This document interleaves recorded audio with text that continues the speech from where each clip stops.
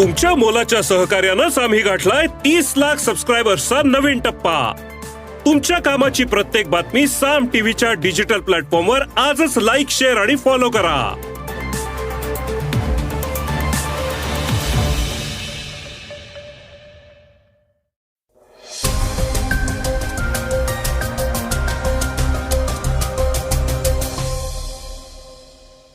नमस्कार, मी गौरी कुबेर.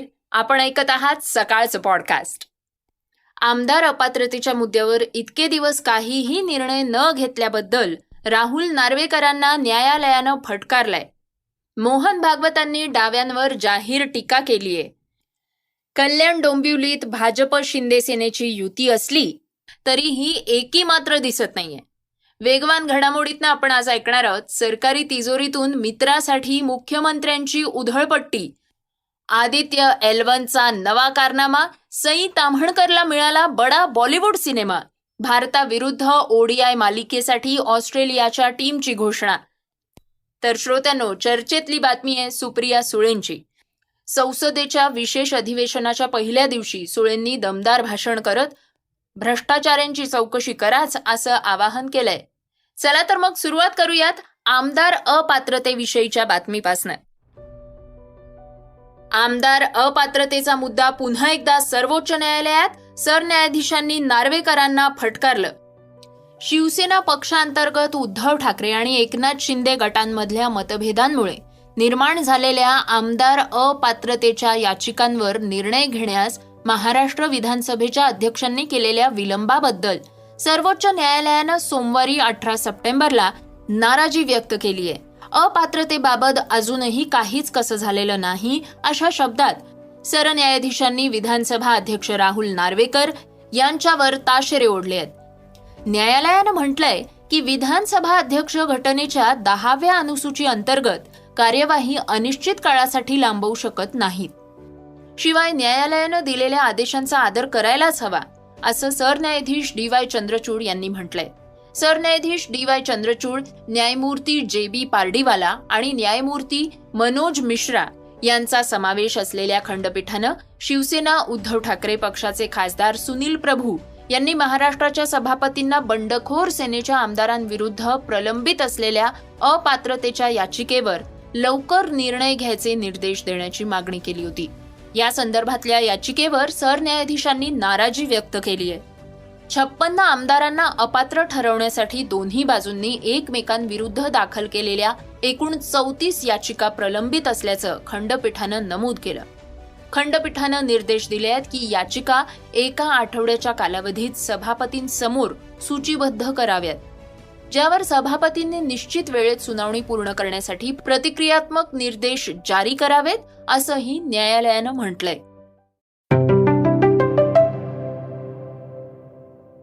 मोहन भागवतांची डाव्यांवर टीका, चर्चेचं मोहोळ. तथाकथित सांस्कृतिक मार्क्सवाद हे फक्त शब्द आहेत. यात संस्कृती नाही आणि मार्क्स देखील नाहीत. त्यांनी मार्क्सला केव्हाच रद्द केलंय. हे जागलेले नाही तर वखवकलेले आहेत. त्यामुळे त्यांची उत्तर क्रिया परंपरेनं आपल्यालाच करावी लागेल. अशा शब्दात राष्ट्रीय स्वयंसेवक संघाचे सरसंघचालक डॉक्टर मोहन भागवत यांनी डाव्या विचारसरणीवर हल्ला केलाय. अभिजित योग लिखित जगाला पोखरणारी डावी वळवी या पुस्तकाचं प्रकाशन डॉक्टर भागवत यांच्या हस्ते करण्यात आलं. त्यावेळी ते बोलत होते. डॉक्टर भागवत म्हणाले, डाव्यांविरोधात लढताना प्रतिकार करावा लागेल, भ्रमाचा पडदा फाडावा लागेल, खोटं उघडं करावं लागेल. लोकांनी भ्रमित होऊ नये याची काळजीही घ्यायला हवीये. आपण कोण आहोत, परंपरा काय आहे, विचारधन काय आहे, विज्ञान काय आहे हे कळलं पाहिजे. डाव्यांमुळे सगळं जग त्रस्तय, दडपलं गेलंय. ही लढाई लढणाऱ्यांसाठी हे पुस्तक म्हणजे पाठ्यपुस्तक आहे. प्रतिकारासह समाज प्रबोधन करावं लागेल. काल सुसंगत नव्या रूपात आपल्या शाश्वत मूल्यांच्या आधारावर उभं राहावं लागेल. सत्य, करुणा, सुचिता, तपस या चतुसूत्रीवर धर्म उभा आहे. त्याला कुणाचंही वावडं नाही. आपला समाज कोणत्या एका पोथीत बांधलेला नाहीये. त्यामुळे आपल्या इतिहासानं एक प्रमाण मानून कधीच व्यवहार केलेला नाही. वेदांप्रमाणे सगळे आचरण करत नव्हते तरीही सर्वजण धर्मानं वागत होते असंही डॉक्टर भागवत यांनी स्पष्ट केलंय. भागवतांच्या या विधानावर चर्चांचं मोहोळ उठलंय.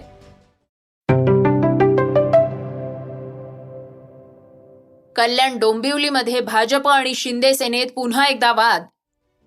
कल्याण लोकसभा मतदारसंघात भाजप आणि शिवसेनेतल्या शिंदे गटात कुरबुरी सुरूच असतात आणि आता पुन्हा एकदा ही वादाची ठिणगी पडलीय. बांधकाम मंत्री रवींद्र चव्हाण यांच्या समोरच भाजप आमदारानं शशिकांत शिंदे यांना इशारा दिलाय. एकदा लोकसभा निवडणूक होऊ द्या असं म्हणत त्यांनी थेट भाष्य केलंय.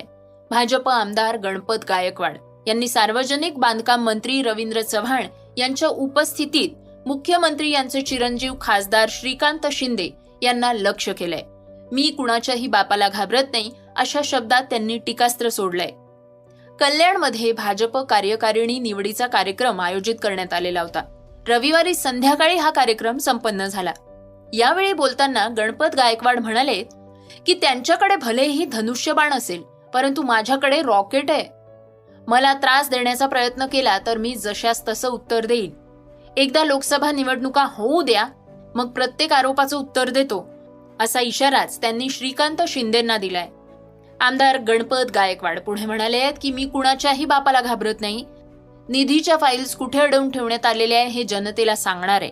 सध्या सणांचा काळ आहे, पोलिसांना मोठा ताण येतोय आणि तरीही शिवसेनेच्या गुंडांना सुरक्षा पुरवली जाते असा ठपका त्यांनी ठेवलाय.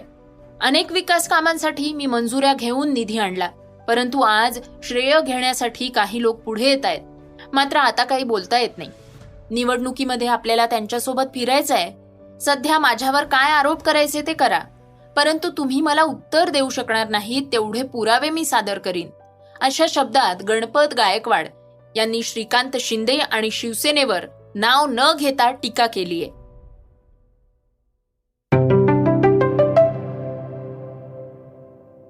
श्रोत्यांनो, ऐकूयात वेगवान घडामोडी. राज्य सरकारकडनं नीती आयोगाच्या धर्तीवर मित्र या संस्थेची स्थापना करण्यात आली आहे. राज्यातल्या खासगी संस्थांच्या सहभागातनं राज्याच्या सर्वांगीण विकासाला हातभार लावण्याचं काम या संस्थेचं होतं. पण या संस्थेच्या माध्यमातनं आपल्याच मित्रांवर राज्याच्या तिजोरीतनं पैसे उधळण्याचं काम सरकार करत असल्याचा आरोप विजय वडेट्टीवार यांनी मुख्यमंत्र्यांवर केलाय. राज्य सरकारच्या तिजोरीतनं वर्षाकाठी 2,56,00,000 रुपये देण्यात येणार असल्याचा आरोप मुख्यमंत्री एकनाथ शिंदेंवर करत त्यांनी ट्विट केलंय. श्रोत्यांनो, आदित्य L1 बाबत मोठी माहिती समोर येतेय. आदित्य L1नं वैज्ञानिक डेटा गोळा करणं सुरू केलंय. स्टेप्स या उपकरणाच्या सेन्सरनं पृथ्वीपासनं 50,000 किलोमीटरपेक्षाही जास्त या अंतरावरनं सुप्राथर्मल आणि ऊर्जावान आयन आणि इलेक्ट्रॉन मोजण्यास सुरुवात केली आहे. हा डेटा शास्त्रज्ञांना पृथ्वीभोवती असलेल्या कणांच्या वर्तनाचं विश्लेषण करायला मदत करेल. ही भारताची पहिली सूर्य मोहीम असल्यामुळे याबाबत मोठी उत्सुकता असल्याचं म्हटलं जात आहे. मराठमोळी सई ताम्हणकर आपल्या वेगवेगळ्या भूमिकांसाठी आणि बोल्डनेससाठी ओळखली जाते. हिंदी, मराठी चित्रपट, मालिका, वेब सिरीज या सगळ्यातच तिच्या अभिनयानं प्रेक्षकांची मनं तिनं जिंकली आहेत. तिला मिमी या चित्रपटातल्या अभिनयासाठी सर्वोत्कृष्ट सहाय्यक अभिनेत्रीच्या पुरस्कारानंही गौरवण्यात आलेलं आहे. आता पुन्हा एकदा ती बॉलिवूडमध्ये प्रसिद्ध दिग्दर्शक फरहान अख्तर सोबत झळकणार असल्याचं तिनं सोशल मीडियावर शेअर केलंय. यानंतर तिच्यावर कौतुकाचा वर्षाव केला जातोय. ऑस्ट्रेलिया क्रिकेट संघ लवकरच भारत दौऱ्यावर येणार आहे. भारत आणि ऑस्ट्रेलिया क्रिकेट संघात 22 ऑक्टोबरपासून 3 सामन्यांची वन डे मालिका सुरू होतीये. मालिकेसाठी ऑस्ट्रेलियाच्या संघाची घोषणा करण्यात आली आहे. वर्ल्ड कप पूर्वी होणारी या दोन्ही संघांची अखेरची वन डे मालिका असल्यामुळे ही मालिका वर्ल्ड कपच्या दृष्टीनं महत्वाची ठरणार आहे. ऑस्ट्रेलिया संघात कर्णधार Pat Cummins, Steve Smith, Mitchell Starc, Glenn Maxwell अशा खेळाडूंचं पुनरागमन झालंय. श्रोत्यांनो, बातमी आहे चर्चेतली. आमच्या नेत्यांवर भ्रष्टाचाराची चौकशी लावाच, सुप्रिया सुळेंचा संसदेत हल्लाबोल. संसदेच्या विशेष अधिवेशनाला कालपासून सुरुवात झाली आहे. या अधिवेशनाचा आजचा दिवस म्हणजे दुसरा दिवस आहे आणि हा दिवस नव्या संसदेतनं सुरू होणार आहे. जुन्या संसद भवनाला निरोप देतानाचं भाषण पंतप्रधान नरेंद्र मोदींनी केलंय. मात्र कालचा दिवस गाजवलाय तो राष्ट्रवादी शरद पवार गटाच्या सुप्रिया सुळे यांनी अगदी महिला आरक्षणापासून ते लोकसभा उपाध्यक्ष नसण्यापर्यंत अनेक मुद्द्यांविषयी सुळे बोलले आहेत आणि त्यांनी प्रश्नोत्तरांचा तास वाढवण्याची तसंच विरोधी पक्षांना बोलण्याची अधिक संधी देण्याची विनंती केली आहे. त्याचबरोबर मोदींनी नॅशनल करप्ट पार्टी म्हटल्याबद्दलही त्यांनी हल्लाबोल केलाय. काय म्हणाल्या आहेत सुप्रिया सुळे, ऐकूयात. I feel that Maharashtra has contributed substantially and we're very proud to be integrated in this temple of democracy, for it to be fair and to be just. That's what which our constitution wants. Now, Rakesh ji's two small points I'd like to clarify. He talked about Bhrashtachar. Rakesh ji, I'm completely with you. आप भ्रष्टाचार के लिए कौन C भी inquiry लगा दीजिए, we will support you 100% because I remember the honourable prime minister coming to Maharashtra आए थे और तब एनसीपी के बारे में उन्होंने एक स्टेटमेंट किया था प्राइम मिनिस्टर जी ने, it's a naturally corrupt party. और उन्होंने दो इंक्वायरी के बारे में कहा था, एक इरिगेशन स्कैम के बारे में और दूसरा एक बैंक के बारे में. I request you with folded hands, with full humility कि माननीय प्रधानमंत्री जी की जो इच्छा है आप पूरी कर दीजिए. I will support it wholeheartedly. So आपने जो भ्रष्टाचार का जो उठाया था, प्लीज आप कर लीजिए. We will support you wholeheartedly. ये दोनों नहीं और चार भी है, कोई एसीबी जी है और बहुत सारे हैं. Another thing that you sed about the Congress, which I repeat that this is not about relationships. भाई तो मेरे 800 भाई है पार्लियामेंट में, एक थोड़ी है. So my suggestion to you is there are many such cases which the honorable prime minister was very deeply pained by. So I understand his pain. उनका जो दुख है भ्रष्टाचार के बारे में, उनको जो करना है वो पूरी ताकत से हम उनके साथ खड़े रहेंगे. So is any such things he wants to do in Maharashtra, we will wholeheartedly support him and we will want to see where is these debates gone. And another thing that he said, that Congress के बारे में सबसे ज्यादा BJP का आप देखें तो it's very Congress heavy.